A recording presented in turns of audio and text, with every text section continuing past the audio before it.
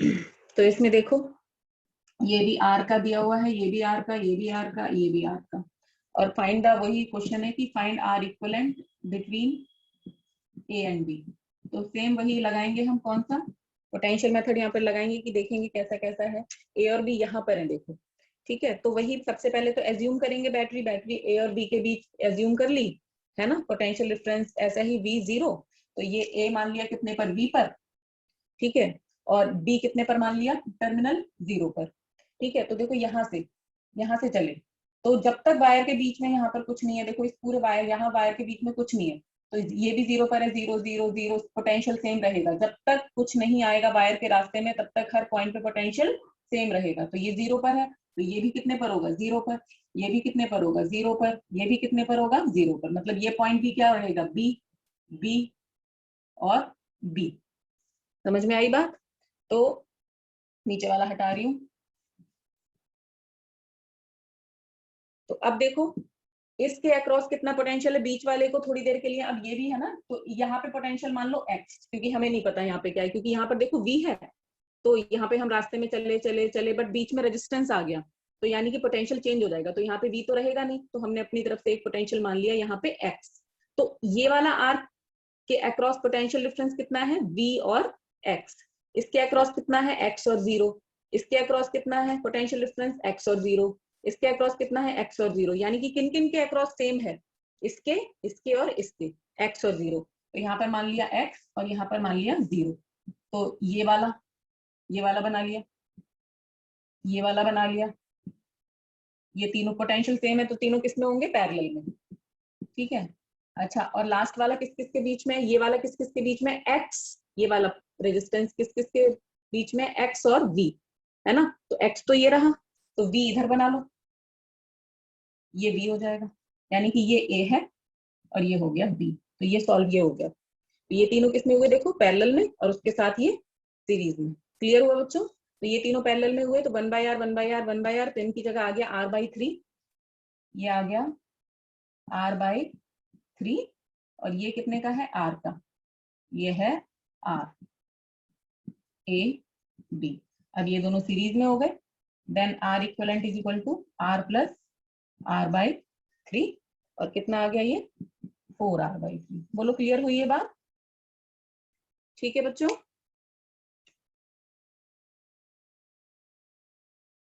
Ma'am एक बार ये series में मतलब ये रिपीट कर दो, ये सेकंड वाला पॉइंट।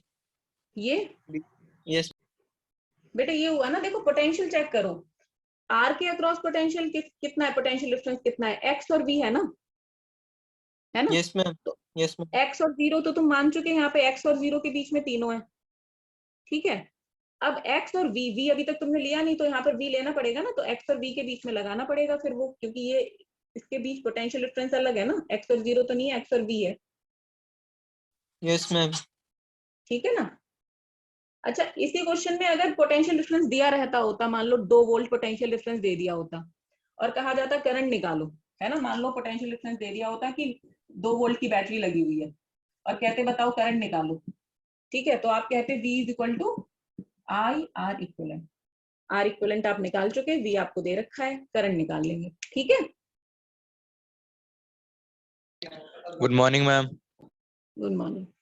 ठीक है बच्चों, इसको नोट करो, और फिर मैं एक और बढ़िया सा क्वेश्चन लेती हूँ, जो एक, जैसे कि जो देखो अब मैं इनफाइनाइट नेटवर्क, आपको यहाँ पर वही चीज है इनफाइनाइट नेटवर्क, तो मैं रिपीट नहीं कर रही हूँ, जो मैंने इनफाइनाइट नेटवर्क सॉल्व करना जैसे कैपेसिटर में कराया है, सेम वैसे ही इसमें इनफाइनाइट नेटवर्क अगर आ गया तो वैसे ही सॉल्व होगा, कोई नया तरीका नहीं है, ठीक है। वही जो रिपीटिंग यूनिट्स हैं उसमें एक यूनिट को छोड़ के बाकी सबको इक्विवेलेंट कैपेसिटेंस मान लेते हैं, देख लेना वो वाली चीज, और उसी के अकॉर्डिंग क्वेश्चन करना जो मैं दूं अभी, ठीक है, आफ्टर द क्लास, ठीक। इनफाइनाइट नेटवर्क का अब ऐसे ही एक और क्वेश्चन है जो कि सॉल्व होगा ट्रिक से ही, है ना। तो कुछ ऐसे क्वेश्चंस होते हैं जो तुम्हें देखने में तुम सॉल्व ही नहीं कर सकते उसको, ठीक है, तो उसमें तुम्हें कुछ तिगड़म लगानी पड़ती है, जैसे कि इनफाइनाइट नेटवर्क को सॉल्व करने के लिए तुम्हें वो ट्रिक याद रखनी है जो मैंने बताई है। दूसरा, ऐसे ही जो मैं क्वेश्चन बता रही हूँ, इन जैसे अगर क्वेश्चन आपको दिखे, बड़ा टिपिकल प्रॉब्लम दिखे, तो उनको कैसे सॉल्व करना है उसके लिए ट्रिक बता रही हूँ, ठीक है। ये हटा दूं? बोलो। Yes, ma'am. ठीक,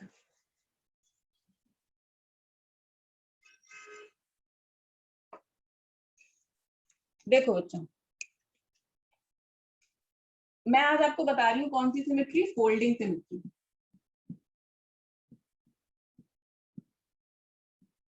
दूसरी मिरर भी होती है, पहले फोल्डिंग बता रही हूँ जिससे सॉल्व होगा, दैट इज फोल्डिंग सिमेट्री।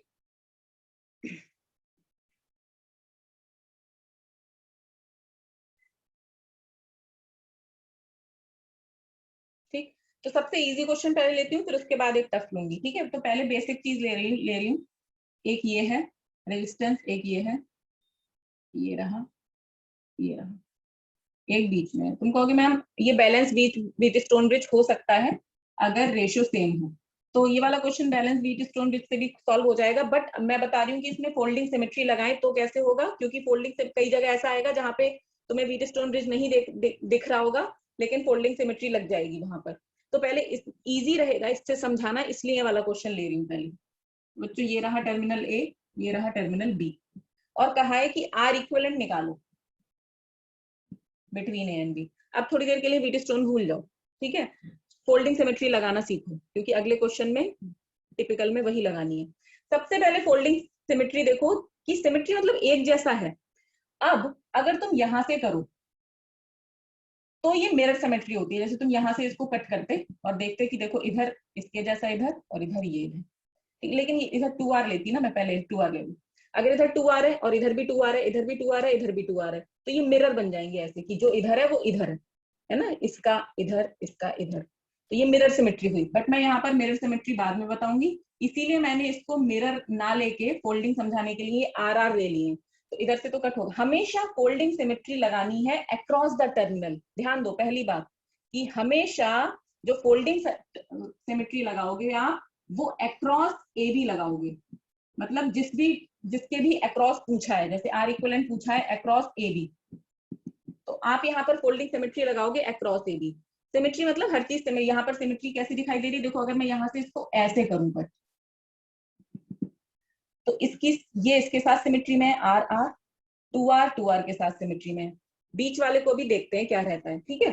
फिलहाल इधर इधर वाली सिमेट्री देखिए, ऐसे करके फोल्ड करना है अक्रॉस द टर्मिनल, ऐसे करके फोल्ड करना है, ठीक है, ऐसे। तो ऐसे काट दिया हमने, ठीक।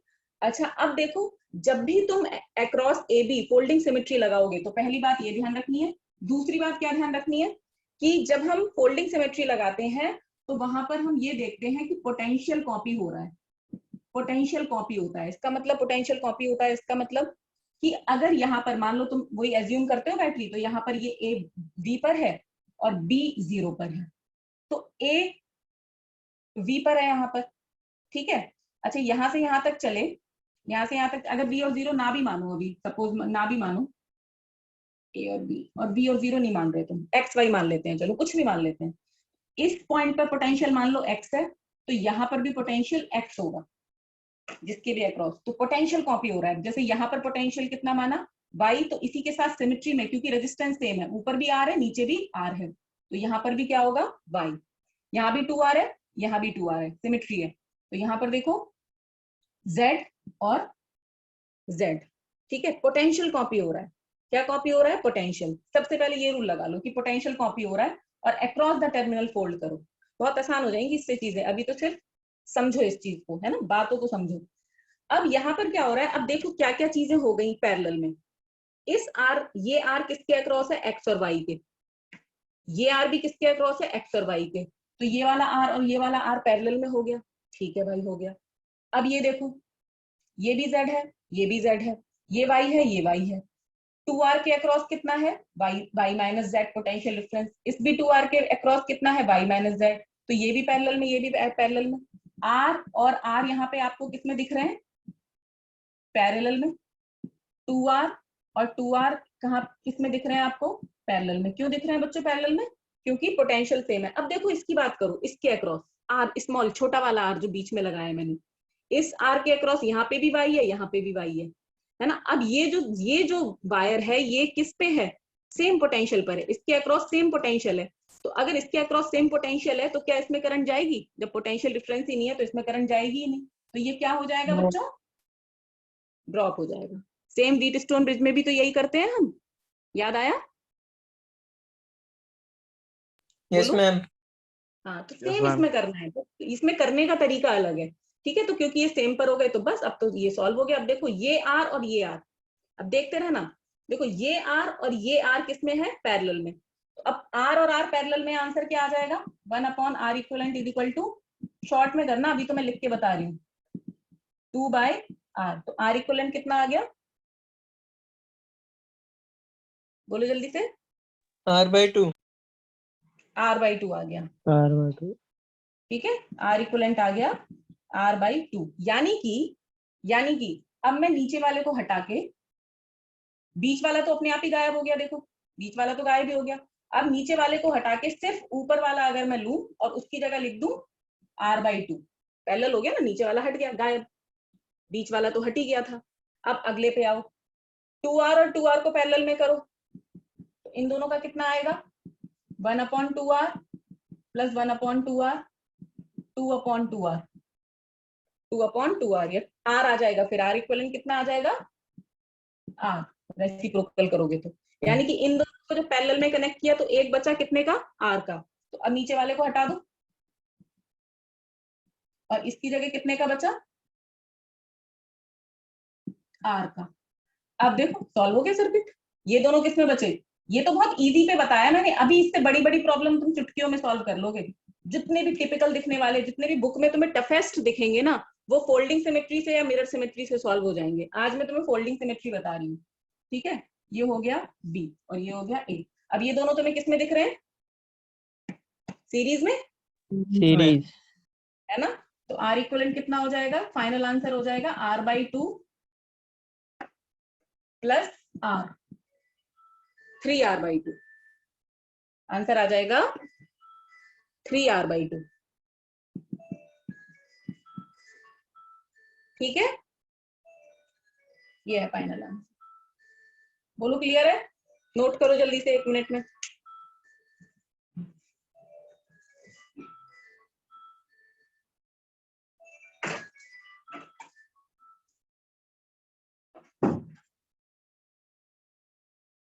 कर लिया बच्चों? एक बढ़िया सवाल लेंगे, देखेंगे इसके ऊपर। ठीक है, उससे तुम्हें पता चलेगा ये कितना इंपॉर्टेंट है और कितनी आसानी से तुम सॉल्व कर पाओगे। कितना टिपिकल सर्किट। बनाऊं? हटा दूं इसे?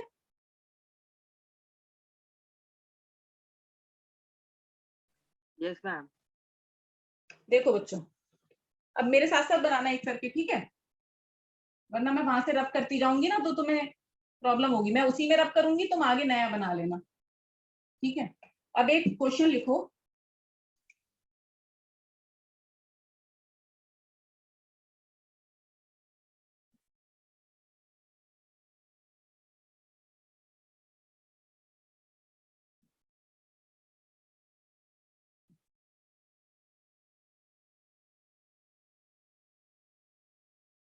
देख रहे हो भाई? सारे, और सारे आर आर के हैं।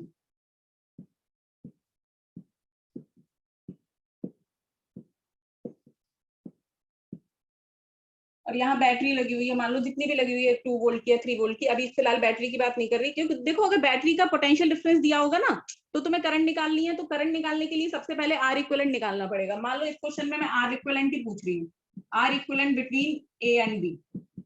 तो सबसे पहले क्या बात बताई मैंने, किसके अक्रॉस फोल्ड करोगे? Across the terminal. हाँ, अक्रॉस द टर्मिनल। ये कौन बोला? किसकी आवाज है ये? मानसी, मानसी कश्यप। मुझे लगा कोई बहुत छोटा बच्चा बोला। चल ठीक है, तो अक्रॉस द टर्मिनल फोल्ड करेंगे, यानी कि ये इसके अक्रॉस फोल्ड कर रहे हैं। देखो R R R R R R R R R R. Symmetry जरूर देख लेना, ये नहीं किसी में भी लगा दो तुम फोल्डिंग सिमेट्री, देख लेना कि है कि नहीं है। ठीक है, देखो इधर भी आ रहा है, ये भी आ रहा है, इसके साथ ये सिमेट्री में, इसके साथ ये सिमेट्री में, ये। अच्छा, अब बस कुछ नहीं बचा क्वेश्चन में। दूसरी क्या इंपॉर्टेंट बात, सबसे पहले इंपॉर्टेंट बात तुमने क्या याद रखी कि अक्रॉस ए बी तुम फोल्ड करोगी। दूसरी बोलो, दूसरी बात, दूसरी बात बोलो, किसको याद है दूसरी बात? क्या कॉपी हो रहा है? पोटेंशियल। पोटेंशियल कॉपी हो रहा है, पोटेंशियल कॉपी हो रहा है भाई। पोटेंशियल कॉपी हो रहा है मतलब कि यहाँ पर पोटेंशियल कितना मान लें हम, x, यहाँ पे भी मान लिया x, बीच में मान लिया 0, o मान लिया, o, 0 नहीं o, ठीक है, o मानो। यहाँ पर कितना मानो, y, यहाँ पर भी कितना मान लो, y, ठीक है। यहाँ पर कितना मान लिया, z, यहाँ पर भी कितना मान लिया, z। मतलब हर जो हो रेजिस्टेंस उसके अक्रॉस दो पोटेंशियल दिखनी चाहिए। अब जैसे यहाँ नहीं दिख रहा, तो अगर ये a पर है तो यहाँ, क्योंकि यहाँ भी था, अगर यहाँ नहीं होता, सुनो मेरी बात, अगर यहाँ पर रेजिस्टेंस नहीं होता तो तुम्हें यहाँ इस पॉइंट को अलग से मेंशन करने की जरूरत नहीं थी, बट यहाँ पे रेजिस्टेंस है। तो देखो एक तरफ तो x है तो दूसरी तरफ कुछ और होगा ना, तो इस पॉइंट पे कितना मान लिया a, क्योंकि ये इधर ही a चल रहा है। ऐसे इधर कितना मान लिया इस पॉइंट पर b। अब लगाते हैं सिमेट्री, ये बनाओ जल्दी से डायग्राम। सिमेट्री लगानी आ गई सबको?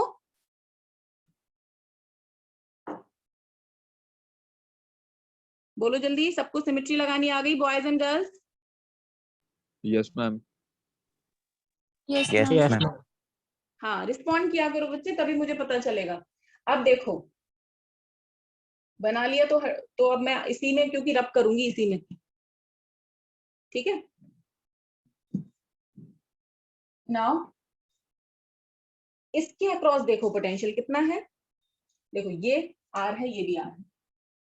तो देखो इस R के अक्रॉस, अब मैं ओरली कर रही हूँ, लिख नहीं रही अलग अलग। देखो X और A है, A माइनस एक्स हो गया इसके अक्रॉस पोटेंशियल। इस वाले R के अक्रॉस भी कितना हो गया, A माइनस एक्स, यानी कि ये और ये पैरेलल में है, सेम पोटेंशियल डिफरेंस है दोनों के बीच में, X से। तो यानी कि ये दोनों पैरेलल में है, तो मैं इसको यहां से गायब करके, R और R पैरेलल में है, तो आंसर क्या बचेगा, जल्दी बोलो direct. 1/R equivalent is equal to 1/R, अभी निकाला था पीछे, is equal to 2/r 2/R, और 2 R by R. इक्वलेंट कितना हो जाएगा, R/2। पैरेलल में होंगे तो हर जगह R/2 आएगा, क्लियर। तो मैंने इसके 2 हटाए और यहाँ पे 1 लगा रहने दिया, और उसकी जगह कितना लगा दिया, R/2 का। सही बात हो गई, सेम इधर कर दो। देखो इसके अक्रॉस Z और B, इसके अक्रॉस भी Z और B, तो Z माइनस B, तो ये दोनों भी पैरेलल में हुए। तो ऐसे ही पैरेलल में हुए, तो मैंने दोनों को सॉल्व किया और इन दोनों की जगह 1 लगा दिया यहाँ पर R/2 का, ठीक है। सेम देखो इसके अक्रॉस कितना है, X और Y, इसके अक्रॉस भी कितना है, X और Y, तो ये वाला और ये वाला पैरेलल में हुए, ठीक है। तो फिर से R और R पैरेलल में है, तो ये वाला हटा दिया मैंने, और ऊपर वाले की जगह इसकी जगह कितना लगा दिया, R/2। गायब होते जा रहे हैं, देखो हल्का होता जा रहा है, ठीक है। अब ऐसे ये देखो इधर कितना था Y, इस R के अक्रॉस Y और Z, इस R के अक्रॉस भी Y और Z, Y minus Z potential difference. तो ये वाला R और ये वाला R पैरेलल में, तो फिर से मैंने इसको हटाया और यहाँ पर कितने का लगा दिया, R/2। फोल्ड कर रहे हैं ना इसके अक्रॉस, सिर्फ ऊपर वाले बचेंगे, नीचे वाले गायब हो जाएंगे, या नीचे वाले बचते ऊपर वाले गायब हो जाते, जो तुम्हें गायब करना है, ठीक है। अच्छा ये देखो इसके अक्रॉस कितना है, x माइनस 0, इसके अक्रॉस भी x माइनस 0, तो ये और ये पैरेलल में हो गए, ये हटाया यहाँ से और इसकी जगह लगा दिया R/2, क्योंकि यही आएगा आंसर। अक्रॉस R और R को जब पैरेलल में कर रहे हैं, ठीक है। R डैश कर दूं यहाँ पर, R इक्वलेंट R डैश। ऐसे ही देखो इसके अक्रॉस Z माइनस 0, तो ये दोनों भी पैरेलल में, हटाया और इसकी जगह भी कितना। अब क्वेश्चन हलवा हो गया, अब नहीं बचा भाई क्वेश्चन में कुछ, समझे, सॉल्व हो गया। अब इसको और इजी तरीके से लिख लो, कैसे लिख सकते हैं, देखो इसको और बना दें इजी, तो और क्लियर हो जाएगा। देखो ये यहाँ से यहाँ तक R/2 ही चल रहा है ना, ए, तो ये चला R/2 का, ये बन गया। अच्छा यहाँ पर कितना है, अब पोटेंशियल जो माना था वो हटा दो, ये है R/2, ये है R/2, इधर कितना है, दोनों सीरीज में, ये दोनों सीरीज, नीचे भी क्या है, ये वाला R/2, ये वाला R/2, और ये लास्ट में ये। बोलो सॉल्व हो जाएगा अब सर्किट, सीरीज फिर पैरेलल और फिर सारे सीरीज। R/2 और R/2 सीरीज में जोड़ो, कितना आएगा, आधा और आधा एक, R1 प्लस R2 होगा ना, R आ गया, फिर यहाँ पर R/2 R आ गया, यहाँ क्या बचा, r/2। r और r पैरेलल में आंसर r/2 आएगा, अभी अभी किया है। r और r पैरेलल में, इसकी जगह आ जाएगा r/2 और ये r/2 और इधर भी r/2, ठीक है। और आंसर आ जाएगा, अब ये तीनों सीरीज में है तो r equivalent is equal to r/2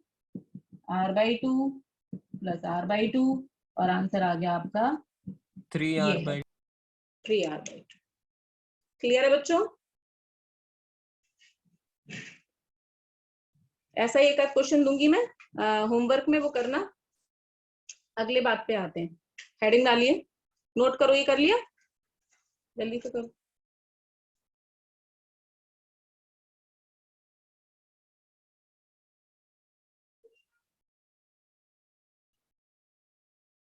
तो इस फोल्डिंग सिमेट्री से तुम जो भी कितना भी टिपिकल प्रॉब्लम तुम्हें चाहे प्रदीप में, चाहे एचसी में, चाहे एसएल में कहीं भी मिल जाएगा, ये ट्रिक लगा के तुम उसे बहुत कम टाइम में 10 सेकंड में सॉल्व कर लोगे, ठीक है।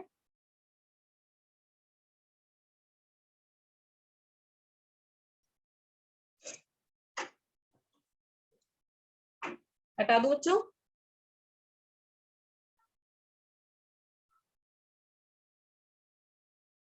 No ma'am. Yes ma'am. चलो 1 मिनट और लो और सॉल्व करो।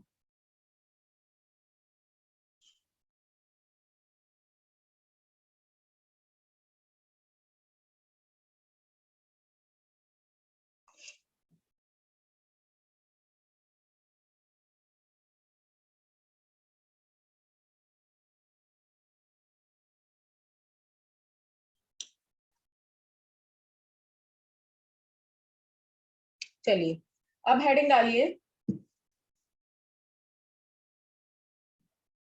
Kirchhoff's rule. एक साइंटिस्ट थे Kirchhoff's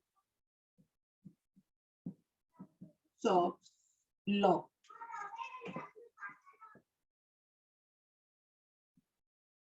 Kirchhoff's law, Kirchhoff law लिखने के लिए भी आ जाते हैं 3 नंबर में बोर्ड में, अगर आसान, तुम्हारी किस्मत अच्छी और आसान पेपर तो लिखने के लिए आ जाते हैं। तो इन लॉ को पढ़ने में बहुत कम टाइम लगेगा, इनको अप्लाई करना समझने वाली बात है, ठीक है। तो जब इनको अप्लाई करेंगे और उससे सॉल्व होंगे न्यूमेरिकल, मतलब सोचो जो बहुत टिपिकल सर्किट आएंगे ना और सॉल्व नहीं हो रहे होंगे, ना फोल्डिंग सिमेट्री लग रही होगी, इतने सारे सेल लगे होंगे, मतलब जैसे समझो यहाँ पे भी एक सेल लगा है, ठीक है, यहाँ पे एक रेजिस्टेंस है, फिर एक रेजिस्टेंस है, यहाँ पर रेजिस्टेंस है, फिर एक यहाँ पर एक और सेल लगा दिया, समझ रहे हो।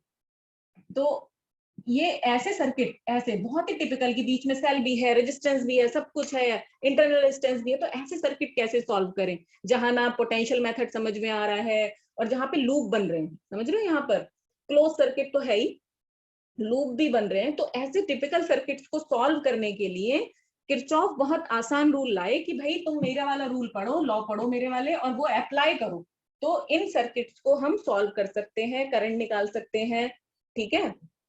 सर्किट में कि किस ब्रांच में कितनी करंट जा रही है ना, पूछा कि इस ब्रांच में कितनी जा रही है, इस ब्रांच में कितनी जा रही है, इस ब्रांच में कितनी जा रही है, और टिपिकल का सर्किट दे दिया। तो करंट निकालने के लिए उन्होंने किरचॉफ ने रूल दिए। तो किरचॉफ की जो लॉ है वो इजी है पढ़ने में, लेकिन अप्लाई करना थोड़ा सा डिफिकल्ट है। डिफिकल्ट इन द सेंस कि मतलब आपको समझना पड़ेगा, बहुत सारे आपको न्यूमेरिकल मिलेंगे एनसीईआरटी में और सब जगह। तो और इम्पॉर्टेंट दोनों ही चीजें, लॉ का थ्योरेटिकल पार्ट भी जो हम लिखेंगे अभी, और फिर जो हम इनको अप्लाई करते हैं न्यूमेरिकल में, वो न्यूमेरिकल भी 3 नंबर में आता है। दोनों चीजें अगर आती हैं तो वो ये भी 3 नंबर में, और न्यूमेरिकल आएगा तो वो भी 3 नंबर में, ठीक है। तो फर्स्ट लॉ, किरचॉफ के फर्स्ट लॉ को कहा जाता है जंक्शन रूल।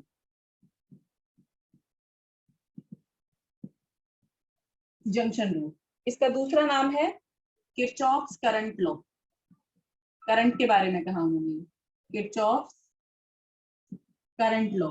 शॉर्ट में बच्चों ने इसका प्यारा सा नाम रखा है KCL, ठीक है, KCL, किरचॉफ करंट लॉ। ये कहते हैं, लॉ कहता है, पहले लॉ लिखो, एट एनी जंक्शन। अब जंक्शन क्या होता है बच्चों, जहां पे 3 या 3 से ज्यादा वायर मिल रहे हैं, जहां पे 2 वायर मिल रहे हैं वो जंक्शन नहीं है, जहां पे 3 वायर मिल रहे हैं या 3 से ज्यादा मिल रहे हैं उसको जंक्शन कहेंगे। तो जंक्शन की यहीं पर लिख लो define, where 3 or more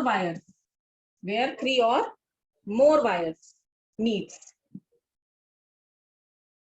where 3 or more wire meet, उसको कहते हैं जंक्शन। तो at any junction, लिखो पहले फिर समझेंगे। The sum of, यहाँ लिखती हूँ, at any junction, the sum of current entering the junction is equal to sum of current leaving the junction। बड़ा सिंपल सा लॉ है। वो कह रहे हैं किसी भी जंक्शन पे जितनी करंट आ रही होगी उतनी ही करंट जा रही होगी, है ना। Sum of current entering the junction is equal to sum of current leaving the junction. जैसे कि बड़ा सिंपल सा देखो, एक एग्जांपल दूं कि यहाँ पर एक करंट है और यहाँ पर एक करंट आ रही है, ये दूसरी करंट आ रही है, ये I1 है, ये I2 है, और जा रही है मान लो ये निकल के यहाँ से I3। तो ये जंक्शन हो गया। यहाँ पे 2 या 2 से ज्यादा वायर मिल रहे हैं, 3 या 3 से ज्यादा, अभी 3 है यहाँ पर। तो एंटर कितनी कर रही है, I1 प्लस I2। एग्जिट कितनी कर रही है, I3। इसको ऐसे भी लिख सकते हैं, ठीक है, कि entering the current is equal to sum of the leaving current. मतलब समझो यहाँ से अगर 2 एम्पियर आ रही है और यहाँ से 1 आ रही है, तो जाएगी कितनी इधर से, 3 ही तो जाएगी। सिंपल सी बात है, इधर 2 आ रही है, एक इधर से आ रही है 1 एम्पियर, इधर से कितनी निकल रही होगी, 3 निकल रही होगी। जाहिर सी बात है। इसको लिखने का तरीका और क्या है बच्चों, इसको लिखने का तरीका ये भी इस तरह भी लिखते हैं बुक्स में कि I1 plus I2 minus I3 is equal to 0। I3 इधर ले आओ तो माइनस में हो जाएगा। तो कह इस तरह देते हैं कि इनकमिंग करंट को प्लस में ले लो और जाने वाली करंट को माइनस में ले लो और सबका एल्जेब्रिक सम कर दो तो वो 0 आएगा। इस तरह से भी कह सकते हो, लेकिन सबसे इजी यही है समझने का कि entering current is equal to leaving current. या दूसरे तरीके से क्या बोला मैंने, द एल्जेब्रिक सम ऑफ, कि इनकमिंग करंट को आप किस में ले लो, जो आ रही है इनकमिंग करंट उसको ले लो पॉजिटिव, है ना, और जो लीव कर रही है उसको ले लो नेगेटिव, और कौन सा सम कर दो, एल्जेब्रिक सम कर दो, तो वो कितना आएगा, 0। ठीक है। तो लेकिन पढ़ने मेरे हिसाब से ये याद रखो, ठीक है। इसको और तरीके से क्या लिख सकते हैं कि जितनी भी करंट आ रही है उनका summation I is equal to 0, इस तरह भी लिखा होता है समेशन। और ये किस पर है, जंक्शन पर। ये रूल है किसके लिए स्पेशली, बार बार मैं इस पर स्पेसिफाई कर रही हूँ, किसी भी जंक्शन पर। ठीक है, क्लियर हुई बात। Incoming current is equal to leaving current, या फिर इस तरह से डिनोट कर दो, या फिर कह दो summation I junction is equal to 0, या कह दो algebraic sum is equal to 0 किसी भी जंक्शन पे।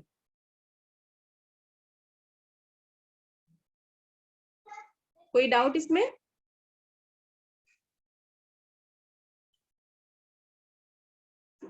इतनी बात समझ आ गई सबको? अनम्यूट करके बोलो। Yes ma'am. Yes, ma'am. बाकी Yes, ma'am. Yes, ma'am. Very शाबाश। ठीक है, अब देखो एक एग्जांपल और दे देते हैं। मान लो ये सेल लगा है, यहाँ पर एक रेजिस्टेंस है, एक यहाँ पर रेजिस्टेंस है, एक ये रेजिस्टेंस है और एक ये रेजिस्टेंस है। ठीक है, अब मान लो यहाँ से कहा मैंने कि यहाँ से जा रही है 3 एम्पियर की करंट, ठीक है, और यहाँ से आ रही है 4 एम्पियर की करंट, और इधर चली गई 2, तो बताओ इसमें कितनी होगी। तो तुम कहोगे ठीक है हम जंक्शन रूल लगा लेते हैं और बता देते हैं। तो इनकमिंग कितनी है देखो इधर 3 + 4, और जाने वाली कितनी है 2 + I। तो या तो सारों को ऐड कर दो, इनकमिंग प्लस में ले लो और आउटगोइंग माइनस में ले लो, या फिर ऐसे ले लो incoming is equal to outgoing. 3 और 4 7 इज इक्वल टू 2 + I। तो I कितनी आ जाएगी 5 एम्पियर। इसमें कितनी जा रही होगी 5। समझ गए? नोट करो। दूसरी बात, क्वेश्चन आ जाता है 1 नंबर में कि ये किरचॉफ का फर्स्ट लॉ किस प्रिंसिपल पे, किस फंडामेंटल प्रिंसिपल पे बेस्ड है, on which fundamental principle it is based. तो लिखोगे it is based on principle, किस प्रिंसिपल पे बेस्ड है इसका principle, it is based on conservation of charge. Charge conserve रहता है, इसका बेसिक प्रिंसिपल ये है। ठीक है, तो 1 नंबर में क्वेश्चन आया तो क्या भाई जितना इनकमिंग करंट आ रही है उतना ही आउटगोइंग है। लिख लिया? एक और बात बतानी है मुझे, अगर लिख लिया हो तो बताओ।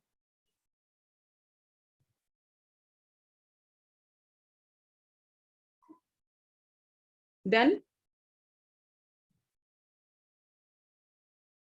Yes, ma'am. Yes, ma'am.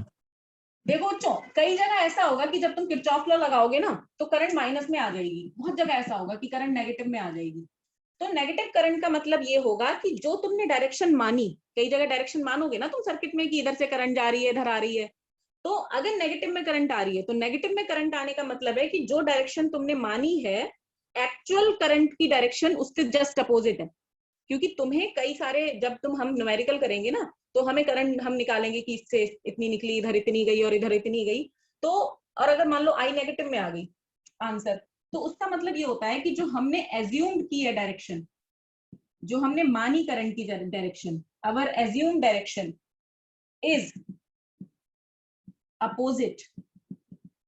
Opposite to the actual direction, इसका मतलब ये है।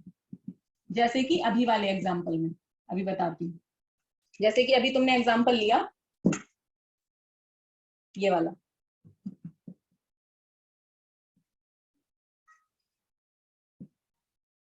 इसमें तुमने 3 की, इसमें कहा कि 2 आ रही है, 4 आ रही है इधर से, और इधर जा रही है कितनी जा रही थी इधर, 2 है ना, और ये वाली है, तो तुम्हारी आई 5। बट अगर मान लो तुमने डायरेक्शन यहाँ पर नहीं दी होती और तुमने खुद मानी होती आई इधर, तो आई कितनी आती निकल के, बताओ इस हिसाब से आई कितनी आती अगर एरो उधर हो जाता तो, जल्दी से बताओ। इनकमिंग कितनी हो गई, 3 + 2 + आई, 3 + 4 + आई, और आउटगोइंग कितनी हो गई, 2। तो आई कितनी आ जाती बोलो जल्दी से, 4 और 3 -5 आती कि नहीं आती, Yes, बोलो। ma'am. तो Yes, आई ma'am. -5 आई ना, तो इसका नेगेटिव का मतलब क्या हुआ, करंट की डायरेक्शन जो हमने मानी जो थी एक्चुअल उसकी अपोजिट है, जो हमने अभी मानी जो एक्चुअल थी उसकी अपोजिट आई, तो माइनस साइन ने क्या शो किया कि जो तुमने डायरेक्शन मानी है वो एक्चुअल की अपोजिट है, अगर माइनस आ रहा है तो आंसर वही है 5 एम्पियर, डायरेक्शन अपोजिट है। क्लियर हुई इतनी बात? Yes ma'am. Very good. तो पहला रूल हमेशा इंपॉर्टेंट क्या बातें याद रखनी है जो एक एक नंबर में, और माइन्यूट बातें जो तुम्हें याद रखनी है कि सबसे पहली बात ये जंक्शन पे लगेगा, और जंक्शन कहीं भी हम किसी 2 पॉइंट को मिलने को जंक्शन नहीं कहेंगे। जैसे कि मान लो मैं ये बनाऊं, एक एग्जांपल दे रही हूँ बच्चों कि जंक्शन किसे कहोगे, ये सेल है, ठीक है, तो ये ए है, बी है, सी है, डी है, और ये ई है, और ये एफ है। तो बच्चों जंक्शन ये नहीं होगा, यहाँ पे 2 वायर हैं, ये 2 वायर हैं, यहाँ पे 2 वायर मीट कर रहे हैं, यहाँ पे 2, ये जंक्शन नहीं है। जंक्शन क्या है, ये सी, यहाँ पे 3 वायर मीट कर रही है, 1 2 3, यहाँ पे भी 3 मीट कर रही है, 1 2 3। तो जहां 2 मीट कर रहे हैं तो यहाँ पर कौन कौन है जंक्शन, सी है और डी है, यहाँ पर जंक्शन, यहाँ पर रूल लगेगा। जहां पे 2 पॉइंट मीट कर रहे हैं उसको जंक्शन नहीं बोलते, उसको बोलते हैं नोड। क्या बोलते हैं उसको, नोड, ठीक है।